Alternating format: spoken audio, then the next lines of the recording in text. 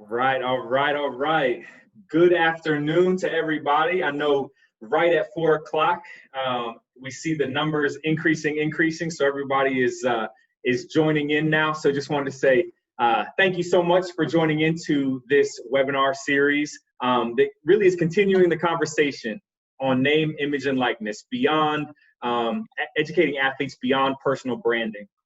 So I know we've got Chris Holtmann. Chris, welcome. Clark Kellogg.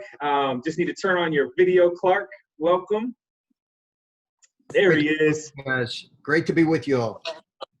Excellent. And Team Altemus as well from Team Altemus. So my name is Luke Fedlam. I am the founder of Anomaly Sports Group that focuses on educating athletes at all levels and also working with athletic administrators on how to best educate student athletes. And I just want to kick it over to Team Altemus from Team Altemus. Thanks, Luke. Thanks everyone for joining. And of course to Clark and Chris for joining us today. Really excited to talk to you guys about this. And just a quick recap from last week for anybody who wasn't able to join. You know, we talked personal branding. A lot of schools are coming out with a lot of talk about personal branding, which is incredibly important for name, image, and likeness. But we recognize that the education needs to go beyond that. And just, you know, as we talked about last week, the best personal brand, if it is not laid on a foundation of really strong legal and financial matters and a well-vetted team, can become worthless or even worse, a liability if people are not educated on how to do that. So we feel strongly that we're highly likely to set student athletes up to fail if we're not educating them beyond the personal branding. So Luke and I came together, collaborated on our curriculum. As we know, all things legal and financial get complicated quickly. We try to keep it simple. We all say #DDMC, and it really is as simple as due diligence, decision-making, money, and contracts. And beyond that, we like to align the curriculum almost like a game, like a football game or a women's college basketball game in 4 quarters. So keep the process the same, a repeatable process that student athletes can go back to as they work through some of these complexities for name, image, and likeness. Luke? Yeah, so when you think about decision-making as that second quarter, like Courtney had mentioned, decision-making is critical. We know that student athletes have a decision-making process for making split-second decisions within their sport. But sometimes they need to be able to slow that process down for decision-making outside of their sport and decisions that they have to make in life. And so we've created really a 4-step process for that to really work with athletes on REAP, this idea of REAP, because you reap what you sow, right? So this idea of recognizing the decision that has to be made, evaluating information, being able to analyze the options that are in front of you, and then ultimately producing a result. So that's the decision-making aspect of it. Which rolls right into due diligence. We believe not only is it important to do due diligence on anyone's going to hire as part of their team, but first and foremost, use that decision-making process in the due diligence of self. Just because you're a collegiate student athlete doesn't mean you want to participate in name, image, and likeness. It's important to evaluate your goals. Do you want to leave with some savings, leave school with some savings? Do you want to leave with an education around being an entrepreneur? Do you want to make a ton of money? Do you want to bridge the gap between your partial scholarship and what's coming out of pocket? You need to answer those questions first and then consider all the responsibilities of name, image, and likeness and being able to perform at a high level as a student athlete and a student and be able to take it on. So very important to do self-due diligence before getting to the point of doing due diligence on advisors. And that is a separate process that draws from the same due diligence process, but it's so important to vet and understand who you're going to be hiring and who you need to hire and who you don't need to hire. Yeah. And then do you want to talk about the financial aspect too with that, Courtney? Sure. So money's hard for adults to manage, much less 18 and 19-year-old young adults, student athletes. We see it now, as I mentioned last week, with the full scholarship athletes with cost of attendance and anybody who qualifies beyond that for Pell Grants. Spending decisions are really, really hard. And we really believe student athletes should be going through a process, again, of goal setting, applying that goal setting process to budgeting. The main goal is keep financial distractions at a minimum, hopefully eliminate them. So again, the student athlete can perform in the classroom and in their sport. So very important basic financial literacy, budgeting. Taxes are going to become an issue, and most student athletes have not had to deal with that before. So many things, they don't know what they don't know, and they need to be taught. Yeah. And so then the last thing we talked about last week, just to recap and before we move on, is this idea of contracts. And so this obviously is an area that's near and dear to my heart. So as a sports lawyer, I've looked at hundreds of different endorsement deals or agent agreement deals that players will sign with marketing agents and beyond. And it's really critical that these players have someone who can help them understand some of just the basic tenets of endorsement contracts, what to look for, and in certain instances, really to have someone who can be independent, who is not tied to the outcome of their decision or not tied to a percentage of a fee, to be able to review those contracts and help them understand what it is that's being put in front of them, which ultimately they may or may not sign their name to. So again, DDMC, kind of what we went into last week. But this week, we're excited to have two new perspectives to share with you. And so we've got Coach Holtmann, so excited that you're here, and Clark Kellogg. And Clark, as you're going to be moderating the discussion, I want to kick it over to you. And, you know, sometimes people will say, like, you know, so this person needs no introduction. Well, you don't need an introduction, but I'm still going to give you a brief one anyway. Because Clark is just absolutely a known name in college sports. And when you look at all that he's done as CBS's lead sports college basketball analyst for their studio, a lot of people don't know, though, that you also spent time with the Indianapolis Pacers.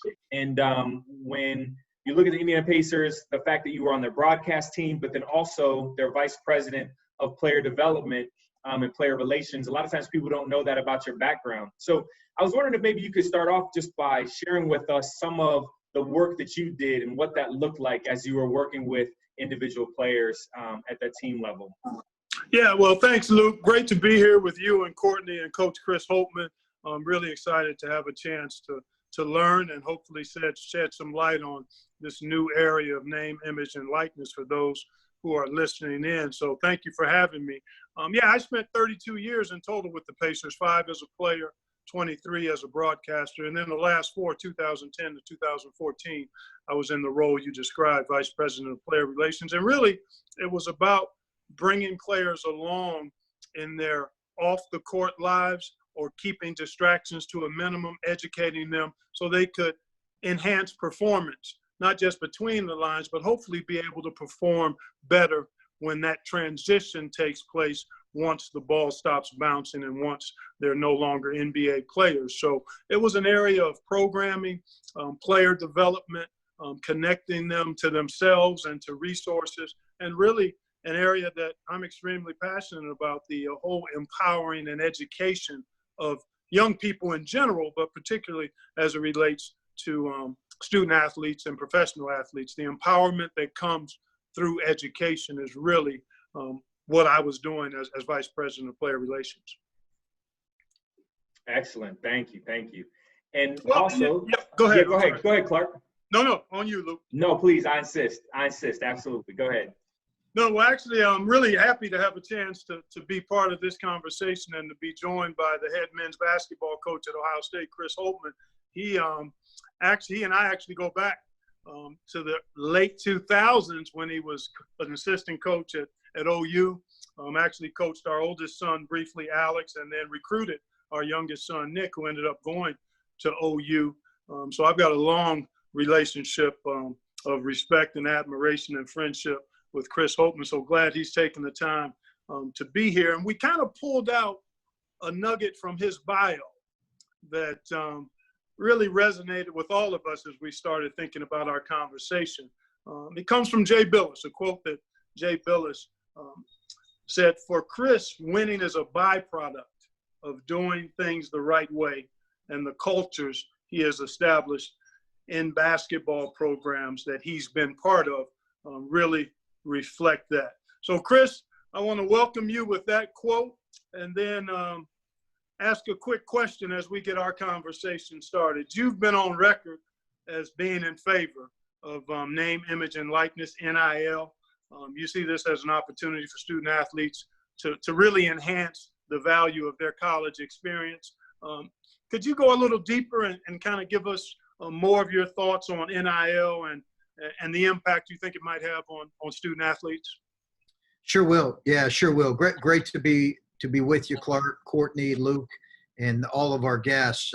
It's an honor to be on with you. I do think it's a really good thing. I think, Clark, the bulk of college coaches believe that this is the direction that our game and college athletics is going and has needed to go. I think there's been pushback from some for sure, but I think when you look at just the general economy of college athletics in today's day and age, it certainly, I believe, warrants this opportunity for players to benefit off their name, image, and likeness. And I think it's going to have a significant impact, and perhaps more in some of the revenue producing sports, but I don't think it's just going to be limited to those sports either, or those athletes either.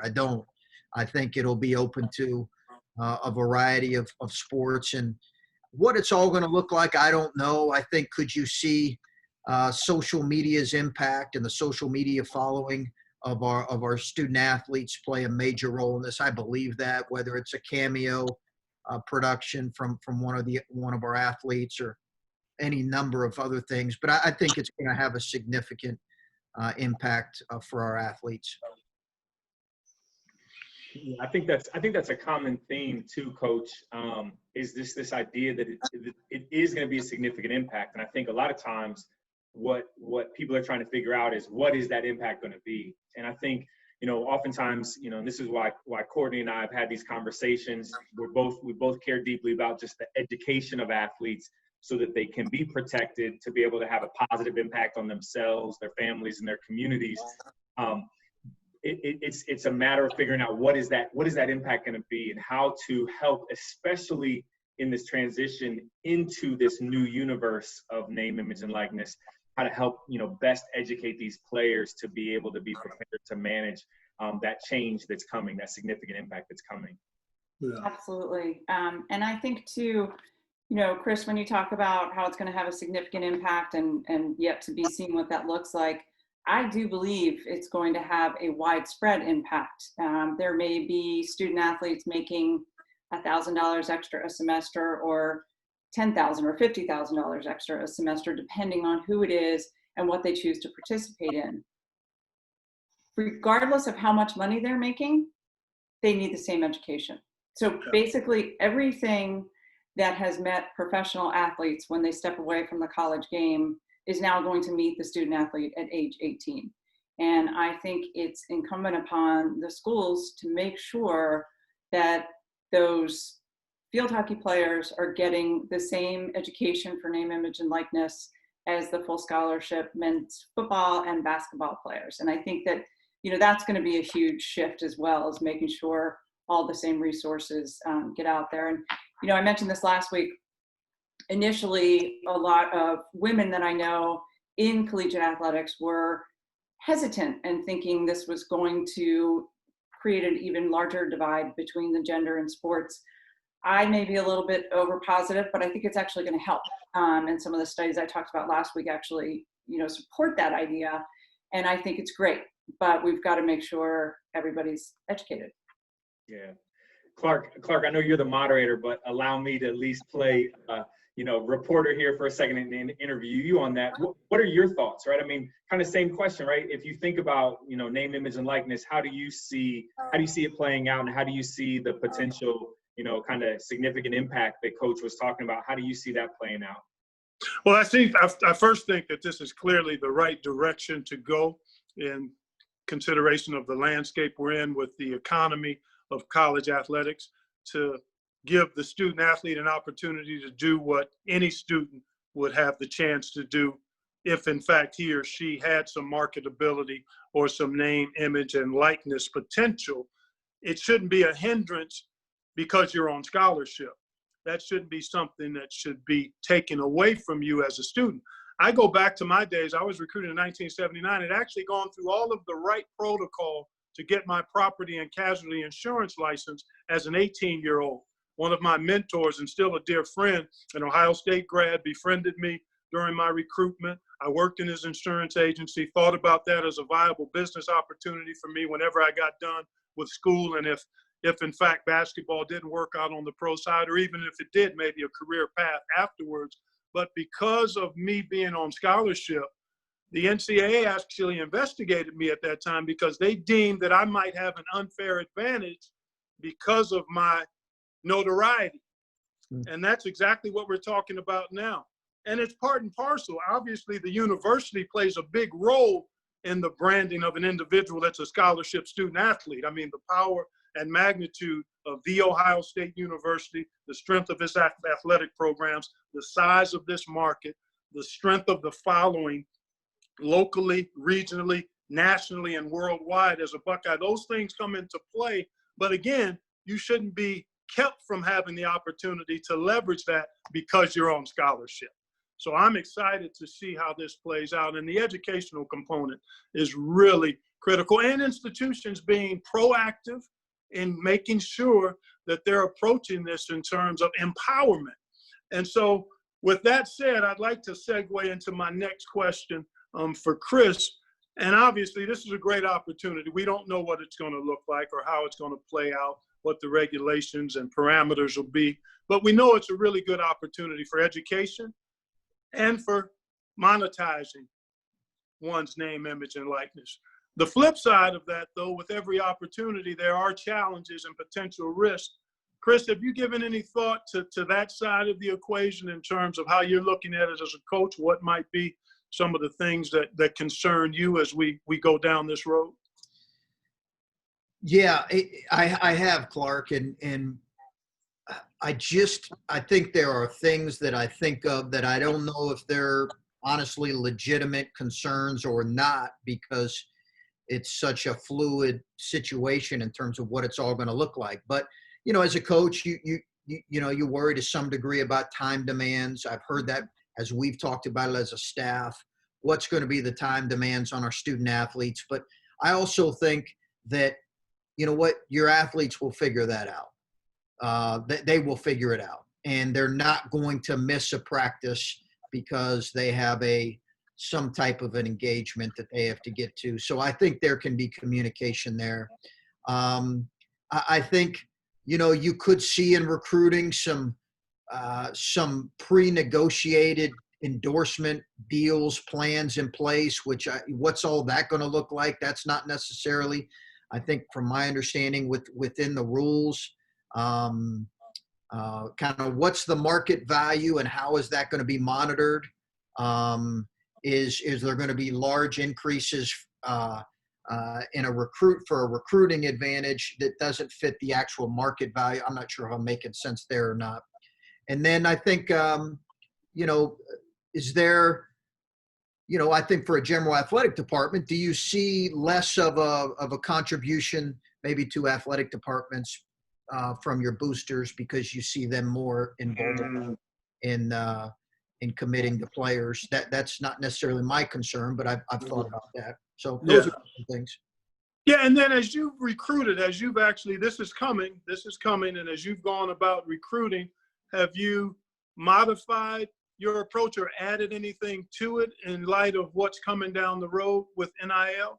Absolutely. Yeah, absolutely. We've had conversations with some, as we've gotten further along with certain recruits. Mm-hmm. We have very much had conversations. The specifics, we've got away from specifics, but we have a presentation prepared for every student athlete, in the prior years. Mm-hmm. Basically, here is what you are receiving as a men's basketball recruit at Ohio State. And it includes, obviously, everything. Their room and board and tuition and the stipend, the cost of attendance stipend. We had a student athlete here before the NCAA offered the stipend that in his 4 years saved $20,000. Wow. From his experience. Now, he was way more thrifty than I was at that age. Yeah, me too. A much better steward of money, but he cleared almost 20,000 from just being, that was before the cost of attendance. So Yeah. this NIL will add a huge kind of addendum to that presentation on the resources available. Yeah, excellent. And I just want to dig on that for a second, Coach, because, let me say this too. If you have questions for the panel, we're gonna open up to questions here in about 15, 20 minutes or so. So feel free to put them in through the chat or put them in through the Q&A button below.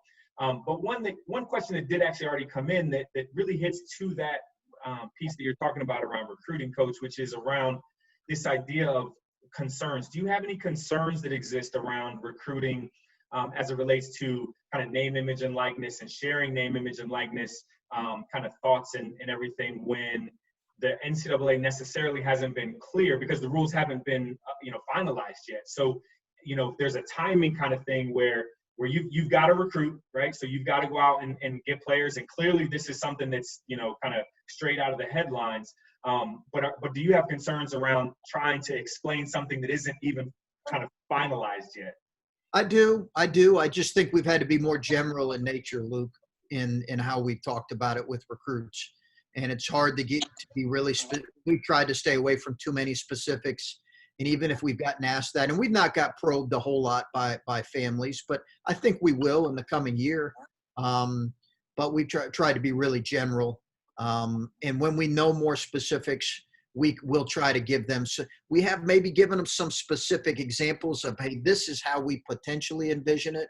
Mm-hmm. But we spoke in generalities more than anything. Yeah. No, that's good. Yeah, and I just wanted to go back to a little bit of what you talked about before, Chris.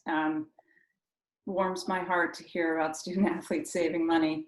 But one of the things that we see, because they are competitors, once you get them excited about something, they dive in. I mean, they start saving in an account. There's so many great apps now where they can, put in $7 a week and watch it grow. And they get very excited because they're competing with themselves. Did they meet their budget this month? If they didn't, why? If they went over, what do they need to cut back on next month? And then you add, a little bit of interest, which is just a tiny little bit of interest these days, but some of them get enough money to start investing in more and they get really into it. So it's Clark, to your point, that empowerment piece, getting them to understand that this opportunity is there and getting excited about it and teaching them how to do it. And Chris, I'd like to visit with you too. You mentioned in one of your recent comments around the educational value of this type of experience being added to the student athlete experience. As you've been in the coaching game for a number of years now, what are some of the challenges you find in trying to educate players in these areas, not just between the lines, but I know you have a holistic approach. Is there anything that kind of stands out in your experience around the hurdles in terms of educating players? And maybe I'll narrow it down to maybe the money management or time management, any of those things that kind of jump out at you as you think about it? Yeah, I think that so money management, I think for all of us is it's hard. It's a process. I think for all of us have had to learn in some cases the hard way. But we have, as we have realized that our players have the potential to both earn and accrue more money, we felt like an obligation, honestly, to their moms and their dads to say, okay, hey, let us bring in someone that can help you talk about a budget and talk about a good use of your money and talk about how your money, if you invest it properly, can be utilized long term. So we have done that every off season. We did that in the past. We're going to do it even more now. We're going to ramp that education up. Now, that does not mean that they're not going to go and buy a new pair of shoes. Yeah, right. And use it in ways that maybe but I do think it's incumbent upon us to educate them at the highest level, because they do have the potential to have money that, and we all know in college, $1,000 is, I mean, it's a lot of money anyway, but it's a lot of money in college. Mm-hmm. I think that educational piece, which we can do as coaches, but someone else from the outside can come and do a much better job than we can. So we're going to continue to build that. That's a part of us, as you said, the holistic education. Yeah, and that's really good to hear that you and your staff are being proactive. I know Gene Smith, the athletic director, as well, is all about education and empowering the athletes. And I'm really excited about that component, but it is something that institutions have to prioritize, in addition to the work you guys do, obviously, between the lines, which is the core mission when you're doing what you do.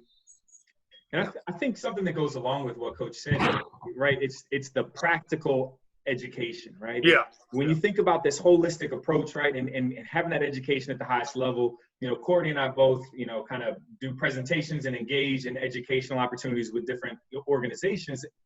And the one thing that you can tell when you're really focused on trying to educate young people is making it real, right? If I can make this real for you, then you're much more likely to want to engage in the conversation, engage in the dialogue, ask questions, and take something away from it. And so one of the things that we see a lot of, especially in this name, image, and likeness conversations that we're having, and I know Courtney can talk about it from the financial side, but when I talk about contracts and understanding like what an endorsement deal even is, right? A lot of times we're having this conversation on name, image, and likeness about, being able to license your name, your image, and your likeness to something. And people don't even know what that actually means, right? And how there's a contract that has aspects to it that mean you have to do certain things and the brand has to do certain things. And being able to have conversations around the realities of what that looks like, successful conversations, athletes who made smart decisions in that regard, athletes who have been, signed a poor agreement or have been taken advantage of by an agreement that wasn't fully understood. That, to me, is like a way that you really can kind of kick in the education piece in a way that players can relate to, because it's now real to them. And it helps them understand what they really may be experiencing as time goes on.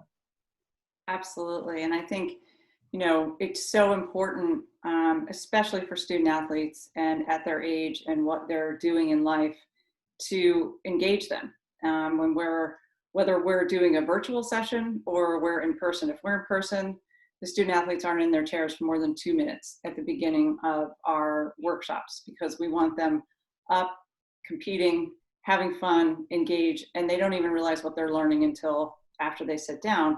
And to your point, Luke, it is the practical lesson. We try to keep everything relatable to what they're doing every single day. So whether that's analogies about game plans, analogies about studying, or how they're going to use it in their life, we continue to drive that home, because we want them to understand this is part of your daily habits, and it needs to become habitual so that you're practicing it just like you practice craft, just like when you go into the weight room.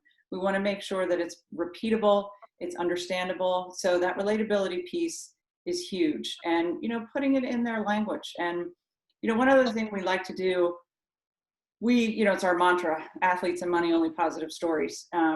As a former financial advisor on Wall Street, I just kept thinking there's got to be a better way to do this. We've got so many negative stories out there. And while they're powerful stories, and you can definitely see a shift in a student athlete's eyes and their body language when they're hearing these stories, we just felt like there wasn't a lot of education around what are the tools to avoid those. We tell them, don't do this, don't end up like this person, but we're not necessarily giving them the tools. So, that again, practical, relatable, repeatable education is really important. Yeah, and I wanted to pick up on that, Courtney, in terms of the repeatable nature of this kind of education. What have you seen that is best practice in terms of repetition and reinforcement of this kind of education? Because I think that'll be significant and important, in addition to helping the student athletes understand that they are there and on scholarship because of their particular sport, and to make sure order of priority is tied to for their particular sport and to get an education. Part of the education has this other layer of NIL on it now, but primarily the driver is their sport and their education, and making sure that doesn't get improperly prioritized, if you will. Exactly. One of the things that we did when we first started was, if we were doing a budgeting workshop, we send every student athlete a link to a budgeting form prior to the workshop. So they're sending their numbers in, and we kick it back out in a budget format before the workshop, with the idea being that they're gonna watch as we're working through this workshop, and they're looking at their income and expenses, and they're realizing along the way they've miscategorized things, they didn't understand a calculation.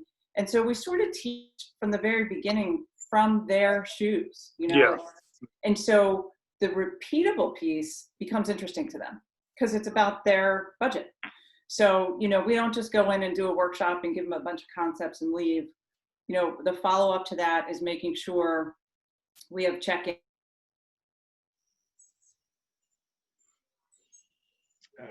Correct. And then they use whatever tool they want to use, but they're implementing. And now we're developing some micro learning lessons to help as they go through after, especially now that we don't know if when they're going to be back on campus full time. Just 3 to 7 minute sessions, just drilling those concepts. It's right on their phone. It's, gamified. It's so important. And it becomes, like I said earlier, as it relates to budgeting, kind of fun. They compete with themselves, and then, continue to get those messages and continue to reinforce the thing that we've taught. Mm-hmm. Yeah. That's good. So I guess, if we look to both of you who have kind of been in this space in different respects, we'll start off with you, Coach Holtmann, and then we'll head over to Clark. What do you foresee as being some of the easiest concepts for student athletes to grasp, and maybe some of the more challenging concepts for athletes to grasp, kind of given what we're seeing that name, image, and likeness is going to start to look like? So as you kind of, forecast out to what, I know you said broad strokes before, but as you start to think about what this means for your athletes, what are some of the things you feel like might be easy for them to kind of to grasp, but then also a challenge? Yeah, I think the easiest part is, hey, I can get paid for doing some of the things that I got opportunities maybe to do in the past and had to turn down. I think that's the easiest thing for them to comprehend right now, whether that's autograph signing while they're a student athlete. We talked about a cameo production. We all know our student athletes are way more informed and educated on all the avenues of social media than at least I am. They're coaches, that's for sure. They have a much greater feel for, I think, the market potential for some of those things than I would. So I think that's the easiest. I think, although I don't even know if this is hardest, the reality is that not everyone will be treated the same. We understand that, but the locker room also understands marketplace value, just in a different way. Not everybody receives the same amount of playing time. Some are rewarded more playing time based on their ability and their talent and their work ethic and those kind of things. So there is an understanding there probably in a locker room that not everybody will be treated the same way, and that's certainly true in the marketplace. I do think they'll have to understand that there's some specifics, like your marketability is really based on your personal brand, as opposed to, it can be attached to your school. Obviously, people know the starting quarterback, the starting point guard, but it's right. It cannot be this logo, right? I think we understand those things. So I think there is a personal branding that I think that players will have to learn. Mm-hmm. No, I agree 100% with that. Clearly, fair is not equal. Yeah. You know that if you have children, you know that. If you have a team, you know that. Just as you indicated, Chris. I mean, hey, fair is not always going to be equal. It'll be fair, but it may be different. And that understanding, I think, will be one that could be a hurdle for some young student athletes, just because of where they are in their development and in their journeys. They see the bright lights of potential name, image, and likeness and tend to gravitate towards those who have the biggest brand and the biggest reach. And that's not the reality for the vast majority for a lot of different reasons. So I think that'll be one of the educational components that will have to be really hit home. And it'll come pretty quick once this thing plays out, and athletes are pretty honest for the most part. When they see what the reality is, they accept it. But that'll be one hurdle, I think, that'll be a challenge. And I'm hopeful that the discussion will, and this one has been really good. I listened to last week's, and I know Seth Greenberg talked a lot about some of the outliers and some of the negative influences that could possibly try to gravitate towards some of these kids. And that goes on. But I would hope we'd frame it from the standpoint of education, empowering, and life skills. So that, again, this is another opportunity to grow in real life skills that are going to be necessary if you go on to have a professional career in your sport. And more importantly, if you don't. These are things that you should begin to understand when it relates to your personal brand, because we all have one. We all have one. The magnitude of it may be different, but each of us has some level of personal brand, and there's some universal basic things that go into making that brand a good one. And this should be part of the education for these student athletes. And I'm kind of excited about that component as we move forward. Well, that's interesting, because I think, everyone does have their brand. Everyone has their personal brand. We know that, like Coach said, not everyone is going to be treated equally. Coach Clark, from your perspectives, one of the things I feel like that's not talked a lot about in name, image, and likeness is the idea of entrepreneurship, right? And ownership of something that maybe you haven't been able to do in the past. So we hear a lot of conversation around, endorsement deals and the elite getting deals and things like that. But there's this other aspect that says, hey, heretofore you maybe haven't been able to have a business that you've created or something that you're interested in. How do you see that aspect kind of playing out in this name, image, and likeness world, right? This idea of an athlete that says, you know what, I love basketball and I love, doing, my coursework, but at the same time, I may not be the most, well-known player. I might be the third or fourth guy off the bench, but I sure do like, I don't know, fashion, or I like the idea of creating widgets or whatever that might be. Kind of, how do you see that playing out in this potential new world of name, image, and likeness opportunity? Clark, you want to go on that first? Yeah, I will. It's interesting, Luke. There was a time when I was playing, I go way back, where during the summer you had those kinds of networking work opportunities. Now things have become so year-round, particularly in the revenue-generating sports, that I think student athletes sometimes miss out on some of the life skills development that would take place if you weren't so dedicated and committed year-round to your sport. I understand that's where many of these athletes want to be, but part of the holistic approach to the education is to have room and time for self-discovery. And part of that is academic, but a lot of it may be not academic and not your sport, but the window of time. I think this particular area will perhaps indirectly move us towards that type of at least exposure and experience again for student athletes. I really do, because I had a summer job every summer that I was in school at Ohio State for 3 years. I worked with the insurance agent that I told you about earlier. And I learned some unbelievable lessons. I wasn't with my teammates.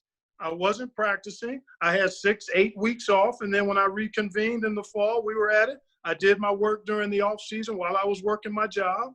And I learned some unbelievable lessons around business, the insurance business and other businesses. Many student athletes don't have that opportunity because of summer school and commitments to their sport. So I think this may, in some indirect way, because it requires some understanding, connecting, being aware of what networking might be like, what an endorsement opportunity might look like, who this person is that may desire you to be at an autograph signing. Is there something about what they do or who they are that might interest you and you might be? So I think some of this might kind of organically happen. And I think it's healthy. I mean, I think it can be good. It's going to be a challenging dynamic because it's going to require some relinquishing of control and some changing of the landscape. But I tend to lean towards it helping students maybe to broaden out a little bit with the help of, I'm sorry, go ahead, Chris. No, go ahead. I'm sorry, Clark. I'm sorry. I completely agree. I think the broadening of interest is only a good thing for students and for student athletes. I don't ever look at it as a negative. You know, we had kids in our locker room last year that thought about doing a t-shirt business. Now they had to run it through compliance, but I never looked at that and said, well, that's taking them away from gym time. You know, I've had people say to me right now with some of the civic-minded things that our student athletes are doing in terms of protest, was that going to take away some of their – not in the least. I don't have the least bit of concern. As a matter of fact, I'm on the other side of that. I think it's a great exercise in them growing as people and utilizing their minds and their bodies to speak something that is meaningful to them. Yeah. And we encourage it, just like we'll encourage the entrepreneurial spirit with our players. It's the same thing. Yeah, I think that's really important. You know, every program we work with, I said it last week, you don't get into college athletics for the money. As you progress, you have an opportunity to possibly make good money, but everybody that we work with at every school is there because they want to make an impact in students' lives. And they want to help them develop in life outside of their sport and outside of the classroom. And I agree with both of you. I think that now the opportunity to grow those interests and the opportunity to have it happen at 18 or 19 is going to make them that much more prepared when they leave school. I mean, we see, especially in some of the Power 5 conferences, these lavish facilities, and student athletes don't really have to do anything for themselves. They work really hard. But in terms of practical life skills, day to day, I'm definitely not running a business or being an entrepreneur. They just aren't faced with the challenges. And so they are not as prepared as they need to be. And I think, you know, to the social piece of it and being able to use the platform. I mean, it's because we work with professional and student athletes, and we talk so much with professional athletes about their platform and what do they want to do with it? What good do they want to do with it? How much do they want to spend on money-making opportunities versus community building opportunities? And I think, you know, each school has its own vision, its own mission. It wants better representation out in the community. And I think there's a great opportunity for that to help those student athletes also use their voices and try to help. So I think it's, you know, money is going to play a huge role.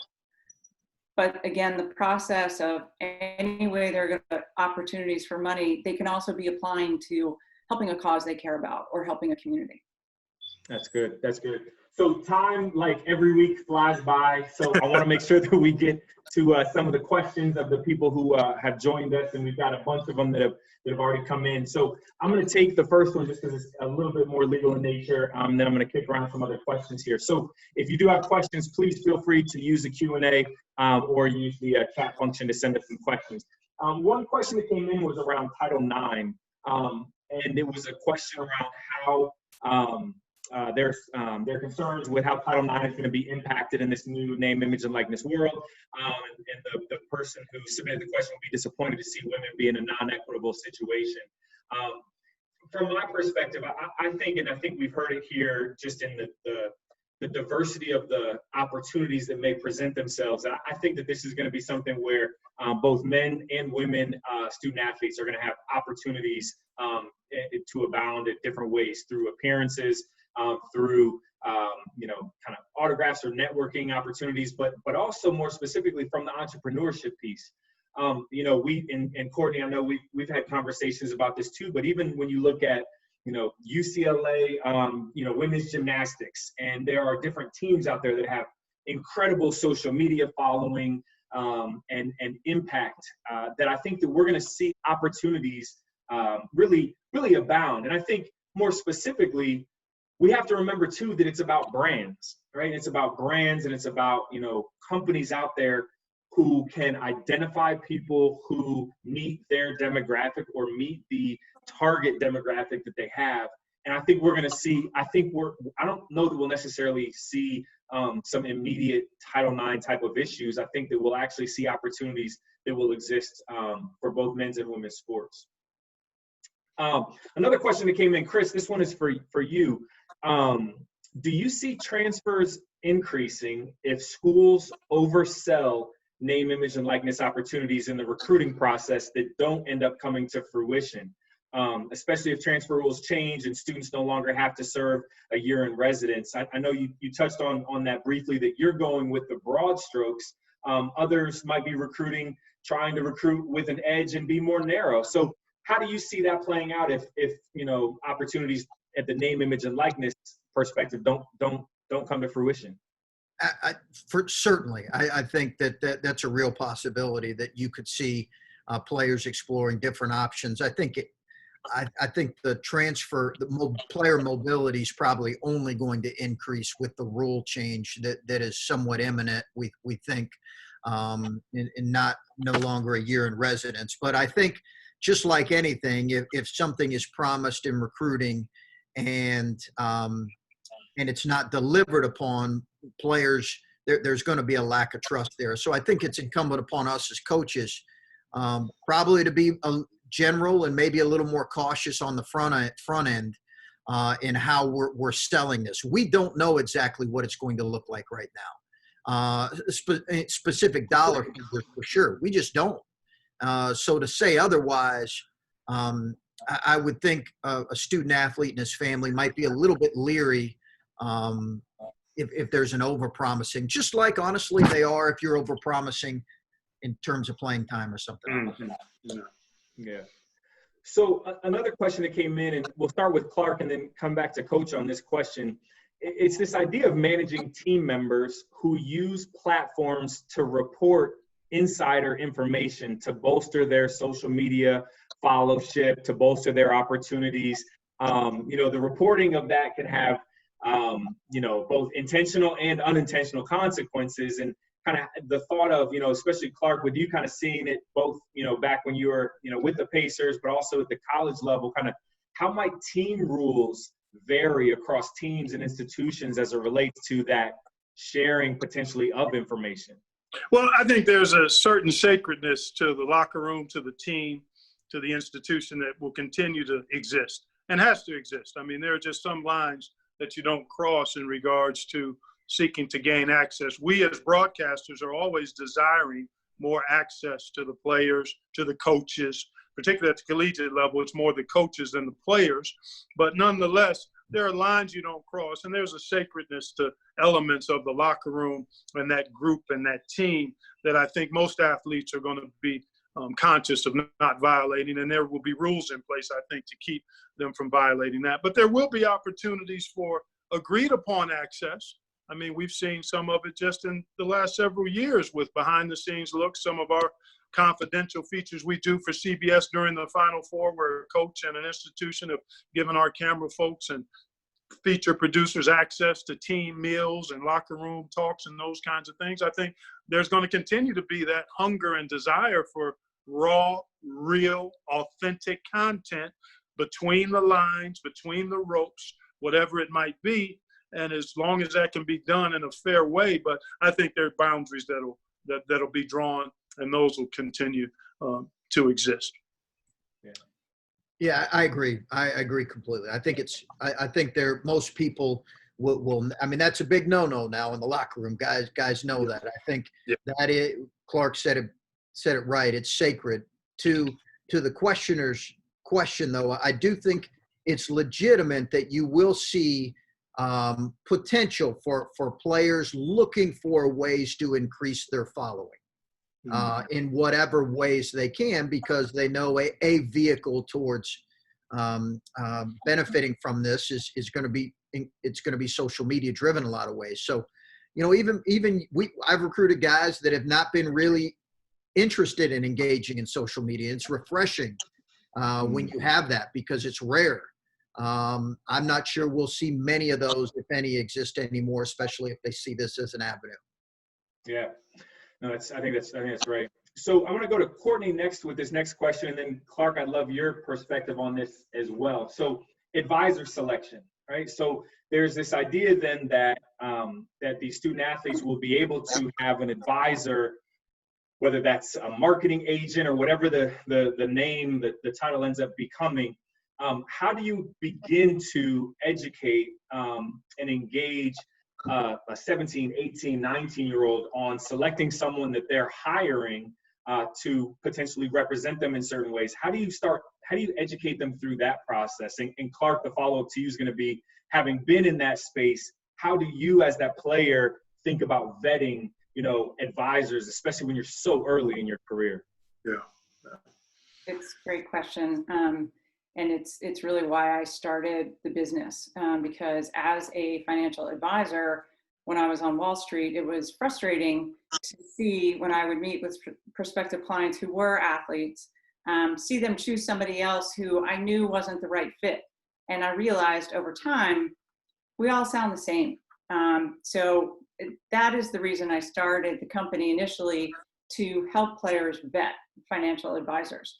And once I released my licenses, so I have no connections to anybody anywhere, and no biases. I'm truly on the same side of the table as the client, whether that be a student athlete or a professional athlete.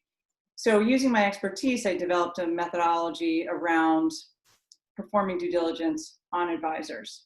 Now that it's extended into collegiate athletes, we've been working with elite athletes at schools, those who are projected to go to a draft or an Olympic sport and possibly make some money. We've helped them, but now that it's broadening, we've reached even further. We take that initial due diligence of self process and apply it to the teams that they're going to need to choose. And we start with, who are all these people calling you? What are their roles? And who do you need to hire? Because typically off the bat, there's not that many people they need to hire, but they may have 10 different kinds of advisors calling and saying, you have to choose me, you need me for this, you need me for that, and they tend to try to scare them. So we first tell them that they have to decide who they need to hire for their personal situation. They need an inbound advisor management system, and it needs to be managed by somebody other than them, somebody they trust, because they have to focus on being a student and an athlete. And then we get into the protocols around how they run a first level due diligence screen on these people, and then into the interview process. So, when we're working with student athletes and we're in a group setting, we'll conduct mock interviews and help them. And so, there's a broad-based methodology and repeatable process that applies to every type of advisor, whether it's an agent or a marketing rep or a financial advisor. And then because of our expertise, we dig deep into the financial advisors and really help them analyze all the way to the end when it's time for them to make a decision. Yeah, and something you said last week, Courtney, I heard you talk about trying to include families in some of the education when you have some of those elite athletes that are headed down that road. I was really fortunate. My mom and dad were really close to me and guided me and helped me. I had my mentor, who I mentioned, Ira Novak, in the insurance business, was also a really good help. And so my circle was pretty tight and trustworthy, but I know that's not the reality for many. But I would, my navigation advice for somebody whose situation may be different is really, I love the self-discovery piece and helping student athletes. And it's hard when you're so young, but to have people that are objective and really interested in asking you to think through some things that you can handle at your age. Do I want to be with a big firm? Do I want to be with somebody? Some of those questions that get to a level of self-discovery. I think that's really important. And then hopefully you have some people in your circle that you can lean into that can also go along on the educational journey with you, that you trust, and then you begin to build on that as you look at specific advisors. But having a couple of core people, it's nice if it's your mom and dad or your mom or somebody you've known for a while that'll walk the educational journey with you. I think that for many would be a way to try to approach it in this day and age. Yeah, and I think I'm glad you brought up the family piece, Clark, because not only is it so important for those that the student athletes trust around them to be educated, but they're all hearing the same thing. So that Yeah. process gets reinforced. And Yeah. if somebody starts to miss a step in the process or hasn't asked a question, it's just so important. And a lot of times, we always say they don't know what they don't know.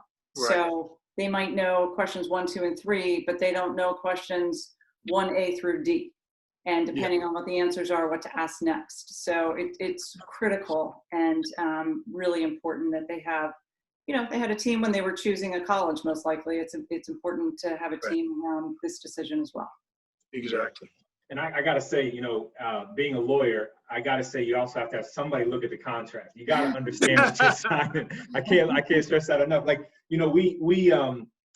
I oftentimes when I talk with student athletes who are transitioning from college into the pros, and oftentimes what they do is they go through this process of like doing the due diligence and figuring out who they're going to go with.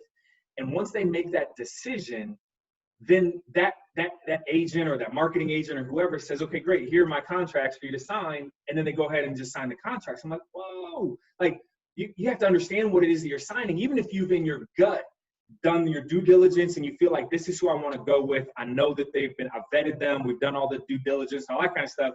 You still want to make sure that those agreements that you're actually signing with them are set up to give you the best protections possible, right? And I think, we've seen that just even in Zion Williamson and that, whole situation that he's going through and whatnot. So again, understanding what those agreements say.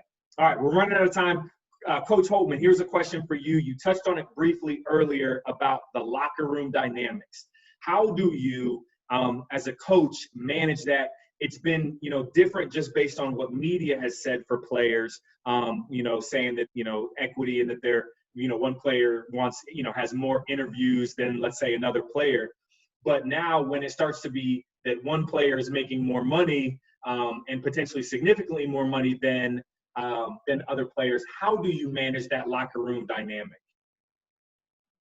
Ooh, that's a good question. I think you're going to have to talk about it. I think there's no question. It's going to have to be a conversation you're going to have.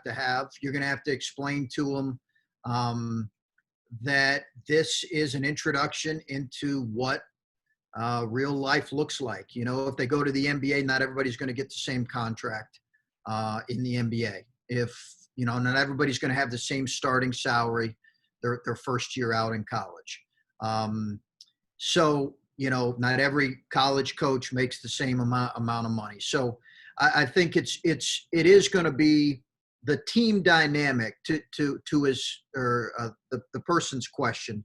I think the team dynamic is could it be challenged more because you're now bringing potential for more money, and more money, more problems sometimes, right? Potentially bringing more money into the situation. It could. I think that team dynamic could be stressed a little more. Stressed in terms of how strong is it. I think it's going to be upon us as coaches in terms of who we recruit, the kind of people we have in our locker room, and what their goals are. No, that's good. Okay, last question. Oh, I'm sorry. Go ahead, Courtney. I just wanted to add really quickly. It struck me as you were talking, Coach. There's every person on your team has a role. You don't just have a starting five and then the rest of the guys sitting on the bench just as practice players. They all have a role, and sometimes their biggest role is in the locker room. So I think being able to continue. You're so focused on culture. I think it will be a healthy dialogue, because some of those guys who never step foot on the court during a game, unless you're up by 20 and there's 30 seconds left, they might be making more money than anybody because they may have some talent off the court. And that's probably going to be hard in an opposite direction. So I think you're right. I think a lot of dialogue, I think, will help that. And it'll be a great growth opportunity for the team and the culture. Yep. It's 4:59, so I want to ask one last super quick question. Coach and Clark, if you could answer this. We've gotten a few questions, and I'm going to try to just assimilate them into like one general question, which is basically, how do you help keep your players focused on their sport and their academics, knowing that this is going on, so that they're not out chasing, deals, chasing endorsement opportunities, and missing out on their development as a player and their development in that classroom? For me, it's simple. First things first. And again, You're there because you earned the scholarship through your athletic ability there. You're there to get an education. That has to be your highest priority. Some of the benefits that come out of that have to be secondary and tertiary. That's as simple as it is for me. First things first. Yeah. I agree. It is try to help our guys understand the end game. What is the end game? We want this college experience here at Ohio State to benefit them long term, not in the immediate, in the long term. How do we best help them do that? How do we best help them understand that? That's great. That's great. Listen, time flies, but it's 5 o'clock on the dot, so we did it. Thank you all so very much. Thank you to Clark. Thank you, Coach Holtmann. On behalf of Team Altemus and Anomaly Sports Group, thank you all for joining in. Like I said, we will get the recording out, so you'll have the recording here in the next few days. And please do tune in next week in our final installment of this webinar series. We're going to be looking at student-athlete development and compliance, and so really digging into that aspect of name, image, and likeness. So again, thank you all for tuning in. Have a great rest of your day. Thanks, guys. Yeah, thanks everybody. Appreciate it. Enjoyed it. Yeah, thank you. All right.